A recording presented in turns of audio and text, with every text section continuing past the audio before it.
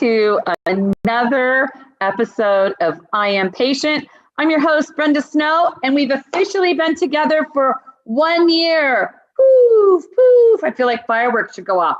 And this is the perfect guest for our 1 year anniversary, my beautiful sister, Debbie Snow. Hi, Deb. Hello. Hi, everybody. Thanks for having me. I'm glad you're here. So let me tell you a little bit. My sister's, smarter, younger, better looking. She's really talented. So Debbie is a life coach and she wears a lot of different hats. One of her hats that she wears is as a leadership coach, working in the child welfare system. Very heavy job. She does an amazing job in that role. She's also done some coaching for snow companies. So some of you out there might recognize Debbie if you've worked with her. And then she has her own business, Peaceful Living Life Coaching, which she founded, Debbie, 10, 15 years ago, I think. Yeah. Yeah, so a long time. And she's absolutely fantastic. So I wanted to bring her on to have her sort of share some of her perspectives. She's super busy because I'd like to get her as a regular guest. She's that good. So anything you want to say about yourself? You want to tell everybody how awesome you are too? Well, I got to offer pushback. You are just as beautiful, smart, talented. So thank you for having me here today, Brenda. This is really fun. From a sister to sister perspective, this is super cool.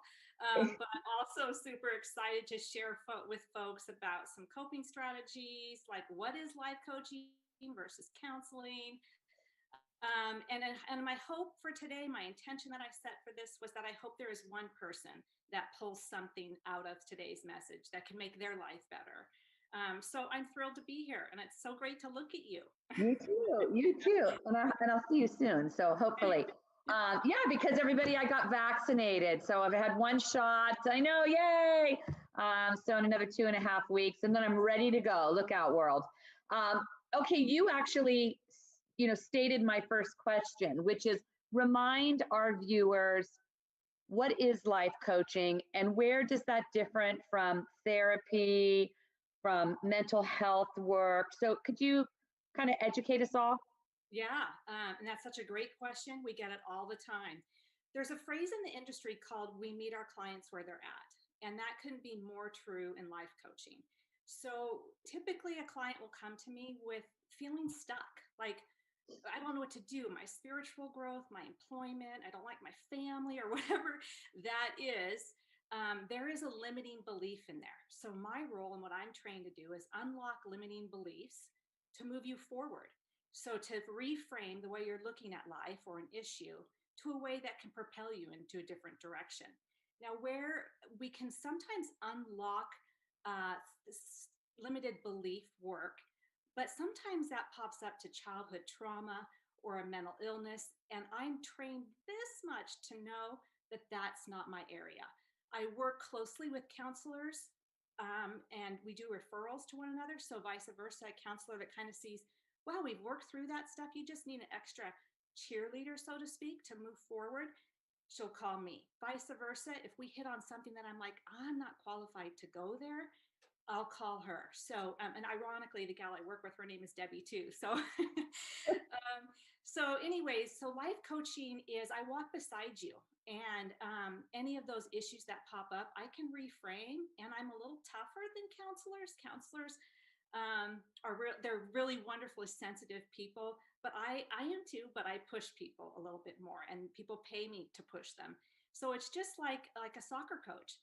They're going to teach you all these skills of how to win, how to reach the goalpost. I will give new skills and new ways of reaching your goalpost, but it's never a prescription. I meet them where they're at and where they can thrive. That's great. And I've seen you do amazing, amazing things. And, not only with mutual family members, I know, but just in your practice, I've I've seen you do really great things. And I really like that answer because, I think that, when life coaching sort of came about, I don't want to say there was a lot of sham artists, but there kind of was. And like to see like you really in the zone and that it is a valuable you know, partnership and a valuable service. I think it's come a long way in the last 20 years. And again, seeing you, so we're going to get some then free help and free advice from you today, because you are very good. So stay with us, because at the end of this, Debbie's going to take us through a mindfulness exercise, which will be cool. So I know that you and I both like Brene Brown. And we were talking about this during COVID, this surge capacity. That was really, really helped me in some tough times. Can you take people through that? And I don't think it's just COVID. I think it's, I think it's just life, right? So talk to us about that. So I obviously can't take credit for the term. It came from an article that Brene Brown cited on a podcast. And when she said these words, we have lost our ability to have our surge capacity, I was like, oh, yes, I feel that way. So as humans, we are wired to handle emergencies. We have our fight or flight system in our own bodies where we can figure out a way to get through it, handle it. We usually fall apart afterwards, like, whew, that was rough. But then you get back and it's over. But not in a pandemic. We are now a year into this. It's getting old. We're tired. So we're losing that surge capacity. We're losing our tool set of how to get up and get going again. So for me in my career, self-care has been so important with the people I'm working with. I'm calling it the resilience bank account. So what do we need to do to get resilient again and to be okay with the chaos we're living in? Because there's so much unknown. And a lot of folks have challenges in living in the unknown. And so the tools I offer are ways to get our surge capacity back up or build that resilience bank account. And we do those through self-care. We do those through, and again, Brenda, that word self-care can be so buzzy, just like life coaching, 10 years Yeah. ago. Yeah. But there really isn't a more important time than to talk about how to rebuild our resiliency and you know what, after this pandemic, we're all going to have a new tool set that we're like, yay, that was a blessing that came from a year of being inside. And so I do have a list of tools. And like you said, at the end, I have the one that I use frequently is this mindful moment. But there are a lot of ways that we can take care of ourselves. So give me an example of some of those tools, because I'll just use this right now. So like I look at, I lead an organization of over 360 team members. And last year at this time, because it was the unknown, and it was my number one thing that nobody lose their job. I keep everybody employed, food on the table, people with health insurance. We all bound together. And even though we were exhausted, it was like one common goal, but to sustain that, I think what you're talking about, we had our break over the holidays and nobody came back with their cup full, even with a couple of weeks, off for the holidays. And I've got people at the end of Q1, and this must happen for moms and dads and kids in school. And, I've got people that are as tired at the, middle of March as they are in November that are thinking, how the hell do I keep digging deep? So what's an example of self-care that we can do? Okay. So good question. And I think the way and this is again another cheesy example, but I think is worth repeating. When you're on an airplane, folks ask you to put on your oxygen mask first and then help everybody else.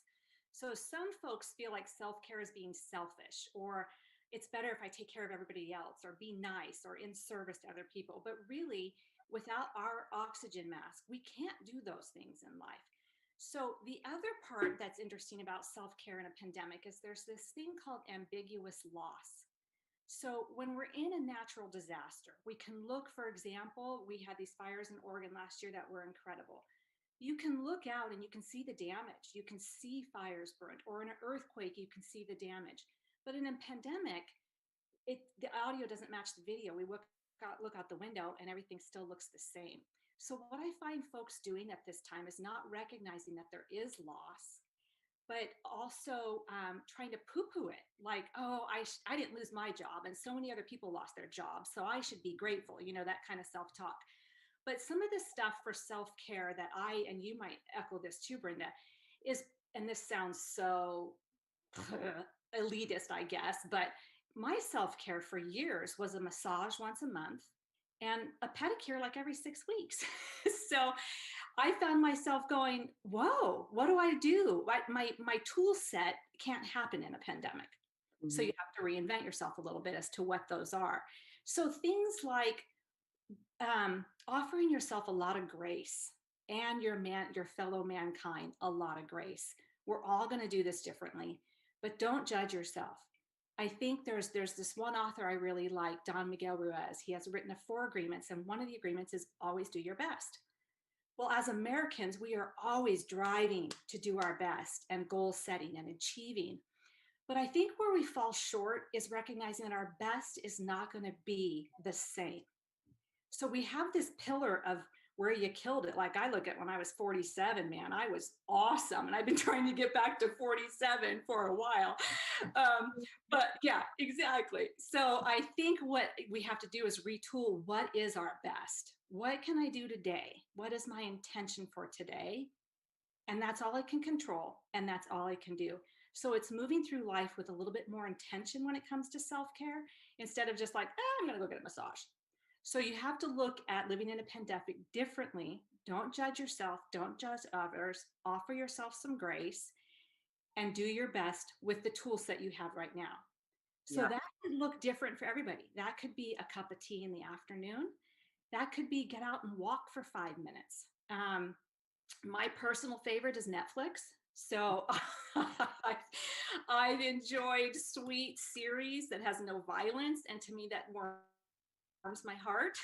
So for me, Netflix for a tea in the afternoon and puzzles. I'm kind of a puzzle freak. So those are things I didn't do before the pandemic. It wasn't in my consciousness to be intentional about how I move through my day. So now I can assess what do I need to do to fill my spiritual, physical, and emotional self. And that's where life coaching helps. So to be that whole person, all of those 3 areas need to be fed. So what I encourage folks to do is on a piece of paper, draw 3 circles: spiritual, physical, and emotional. And in there, just collage what that looks like to you. Spend some time being intentional about how you want to take care of yourself. So that's going to look different for everybody, right? People are like, Netflix? I'm not going to do Netflix. Yeah. So it's different. So what do you need to do to feed those compartments? So that's step one, be I got intentional the spiritual, emotional, and physical. and physical. Okay. Um, so those elements are going to be different every day. And what I've seen across the board with all humans I've worked with this year is we're all having a difficult time focusing. So I know for me, I used to read all the time. That was like a major self-care moment for In me. here, I haven't read a book. No, I cannot focus to save myself. So again, that ambiguous loss where you have to stop and go, okay, wait a second. How am I going to move through my day differently? Because it is different. We're in a pandemic. We have never done this before. So Yeah. again, that comes back to grace of reinventing and living with intention. Yeah. Um, so that's going to look I think different. there's some beauty in, I was at the doctor today and I have a new doctor and really like her and was being my own best advocate. And, I also think part of my self care was saying, a year ago, I was damn near having a nervous breakdown, thinking everybody I knew was going to die. And I mean, I was just beside myself. Here we are a year later. And for my self care, I'm trying to take stock of the blessings of this last year. Like, you know, I've been traveling for work for 20 years and never was in a home, you know, never stayed in one place in my home, never exercised, never had a routine, never slept properly. And that's unbelievable. I feel like a million times better. But that's self-care. And now I know that like even though the light's at the end of the tunnel with this pandemic, I'm going to continue these habits for my self-care because I feel so much better. Yes. And that's a huge point, Brenda, gratitude. Gratitude for it. And I would encourage as we're starting to live an intentional life, start your day, your feet go on the floor out of bed. What am I grateful for in this moment? What And how am I going to move through my day differently based upon, like you said, sleep? Sometimes we don't sleep. So, how can our best be great if we didn't have a good night's rest? So, you're right. Gratitude is huge. Glad you said that because that's a huge piece for self care. It's good. I know. Go ahead. Go ahead. Keep going. Other things that folks could think about is a water challenge. So, on your physical circle, how many ounces of water do you want today? And I am a huge advocate of small steps. So if you're not a water drinker, then maybe 10 ounces is where you need to start. So little, like micro steps, and then reinforce yourself for achieving small steps. And that keeps you present and that keeps you grateful. So any goal that you have like that, break it down into tiny steps. And that can be when you look at those circles, whatever that circle is, the emotional, whatever it is you need to achieve in that area, make sure it's small enough to achieve. Because then we go through that whole rhetoric of I suck, I didn't get my goals met, and I'm such a loser. And I call that shoulding on yourself. So that's cute. a lot of the times I should do this, I should do that. But all that screams to our self-worth is that you suck because you didn't do it. So be careful not to should on yourself. I love that. That's cute. I should lose 40 pounds. Yeah, maybe my self-care shouldn't be a box of chocolates. Yeah, exactly. But Brenda, it can be one chocolate every 2 days, or you break that down because we can't deprive ourselves of all that because that's too hard to like cut out everything. It's not normal. Yeah. That's true. And go ahead. Keep going. No, keep going. I was just going to say that the other huge fan of self-care for me, and it sounds so simple, is breath, breathing. Americans typically stay up here with their breathing, and it's very shallow and can be anxiety producing not to breathe with your whole self and your whole belly. And so in a minute, like you said, the beginning, at the end, I'm going to help folks with some, I know it sounds simple, but breathing is huge. It is and huge. A lot of fun times people, go ahead. No, I said it is huge. My granddaughter, the most fabulous child in the entire world, everybody, Avery, my little spirit animal, she's going to be 4. And when she gets frustrated or something, she goes, oh, I need to belly breath. And they're teaching belly breath at her school. And she does her belly breathing. And we even got her like this meditation drum. And when she's at our house, she calls me BB or Beebs. That's her new thing. She says, Beebs, I need to take out my drum. And she'll sit there with this Tibetan drum and calm herself down. Love, love, love that. Yeah, right? I'm so thrilled to hear we're teaching our little people how to breathe. Yes. I've worked at this for a lifetime. I know. We should have her on. It's awesome. Yeah. Oh gosh, that's fantastic. Yeah. Yeah. She's belly breath. I've even had people, and you don't think of breath coming from your belly. If you're not familiar or you're aware of your own breathing, you think it's a lung thing, But I'll talk a little bit in a minute about how we can access our belly breath. But we should just have Avery chime in. She probably could do a Zoom too. Kids these days. Yeah, she can do everything. I know. It's amazing. So for those of you that want to know more about Debbie, we'll put down there in the Facebook a way to contact Debbie should you want to contact Debbie and talk more or learn more about her and working with her. So we'll put that there for you.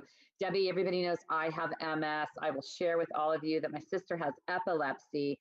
So you can imagine, our parents over the years wonder what the hell they did wrong. They didn't do anything wrong. They're wonderful.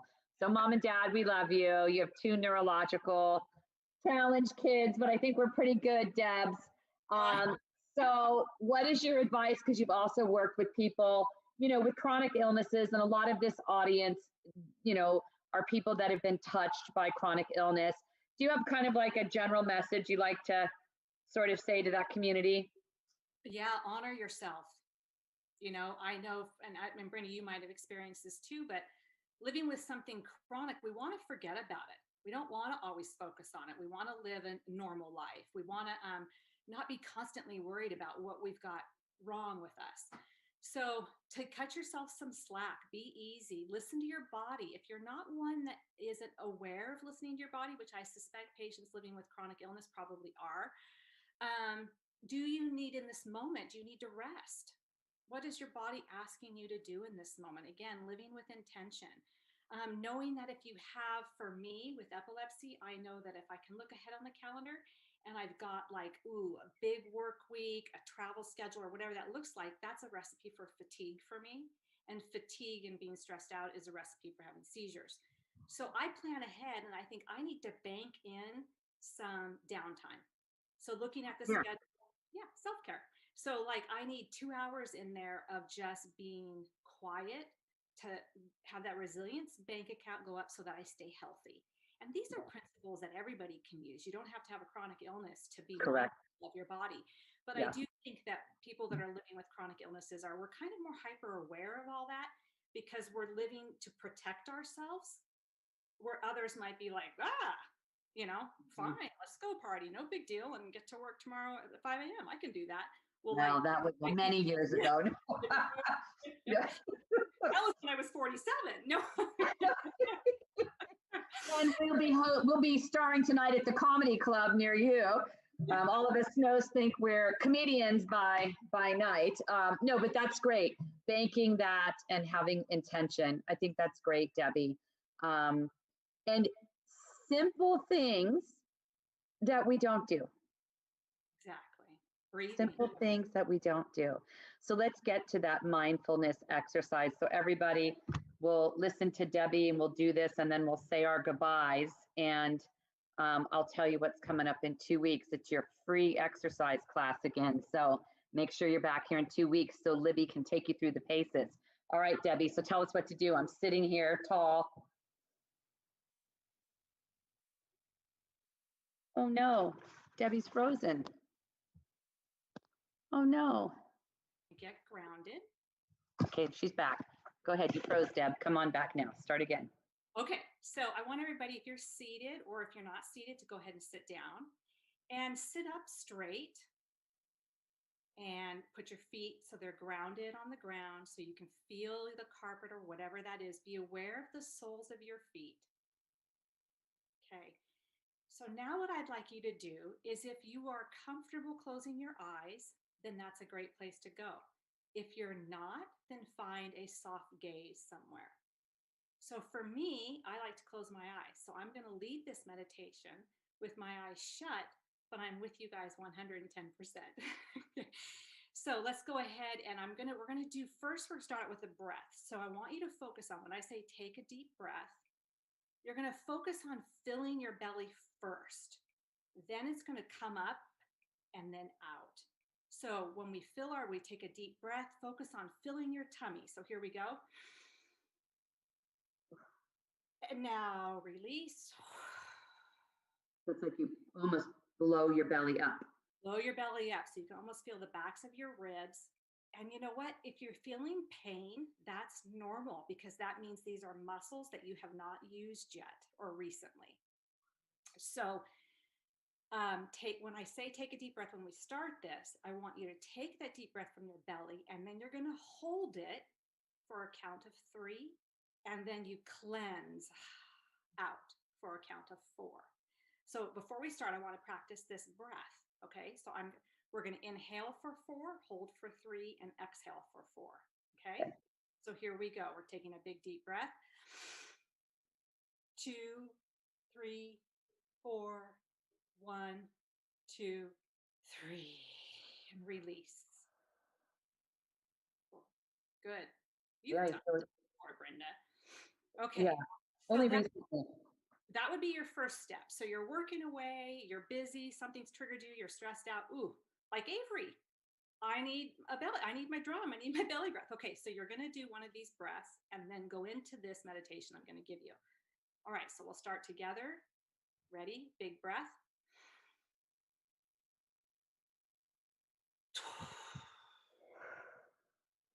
All right, your feet are on the ground. You've taken a big cleansing breath. Now, think of a light at the top of your head. That light can be pink, white, yellow, whatever that looks like to you. That light's going to slowly enter the top of your head, and the light's going to come down throughout your entire body. And as it goes through your whole body, that's a moment for you to relax that muscle group.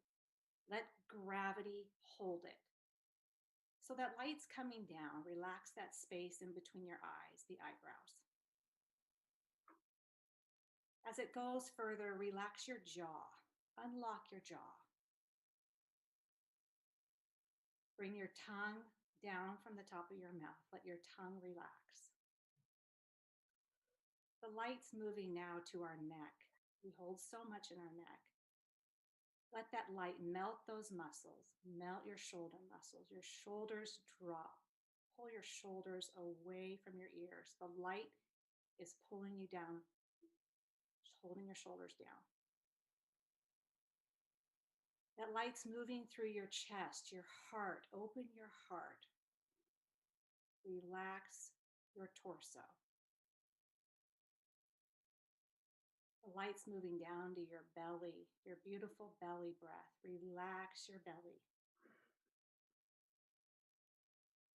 The light is moving down to your low back and your hips, where we also carry so much stress. Relax. Remember to breathe. The light continues to move down your legs. You're feeling the support of your chair, and you're breathing. And the light continues to move down all of your legs and now down to your feet. You can feel your soles on the floor. Your toes are relaxed. We're going to do one more belly breath, and when you're ready, we can open our eyes. So together, let's take another deep breath in. Hold. Out. Scan your body. Now open your eyes. That's great. How do you feel, Brenda? It's amazing. You feel so much more relaxed. I even felt like my feet were tingling when we got to the bottom. And I mean, that's, 3 minutes. If you just stop your day and do that once a day. My husband and I have gotten into meditation. So this is a form of meditation, and we do it 10 minutes a day, and it's life changing again. It is. And the beautiful thing about that is everybody can afford it. Yeah. Everybody can do it, and you can do it in your own privacy. But the science is just not a woo-woo thing. There is major science behind oxygenated blood in our body. So again, back to that chronic health, we Yeah. can help ourselves by having a lot of oxygenated blood running Yeah. through us, and it Good. just brings us down, puts us in a calmer space. Yeah, lowers your heart rate and Yeah. So when so you many good things. I think when folks find those moments where we're ticked, or an email that triggers us, or kids that are screaming, the first step is being aware that, wow, I'm pretty stressed out. I need to go take care of myself before I respond to the cluster that's occurring right now. So Yeah. go just do it Even then. the way you don't really want to either. Exactly. And so just go take a mindful moment. I call it a mindful moment. Like Avery, I can't believe she said that. I need to take a moment. So Yeah. encourage everybody to take moments for yourself, take care of yourself, set up a plan of what intentional living looks like for self-care. What are your circles? What's in your circles? I love that. I'm going to do that tonight when we journal. We get in Yeah. bed and we journal, but I'm going to do that tonight. That's a great one. Well, it's like usual. We could talk to you forever, Debbie. So we hope to have you back on I Am Patient this year with more of your magical stuff that you can bring to us. And I Thank you. love you. You're the best sister. I miss you. I miss you too. And thank Hope you I can see you soon. COVID sucks. Soon though, soon. Soon we can hug each other. That's great. And for all of you, give Debbie a big shout out. And again, if you want to know more about Debs, we'll put it in the Facebook page. Practice this mindful moment. It's so good. Think about those 3 circles and take a minute for you. It's not selfish. You can't keep giving and giving and giving and not have your cup filled up too. So I love you, sis. I love all of you out there. Thanks for spending the year with me. I can't believe We've been doing this a year, and I'm having so much fun connecting with all of you. It's the favorite thing that I do is, being present, and you guys all fill up my cup. So I thank you for that. So until next time, see us in 2 weeks for your exercise class. And then 2 weeks after that, I think our special guest is a doctor. So get ready to bring your medical questions. All right. Until then, I love everybody. Have a great Thursday. Bye-bye. Bye. Bye, Debs.